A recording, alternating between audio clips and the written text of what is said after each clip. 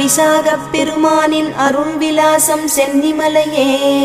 ஏகன் அநேகன் ஷண்முகனே, யோகங்கள் தந்திடும் குகனே, கூப்பிட்ட குரலுக்கு ஓடி வந்திடும் குமர குருபரனே. திருப்பள்ளி எழுந்தருள்வாய் சிரகிரி வேலவா திருமுருகா.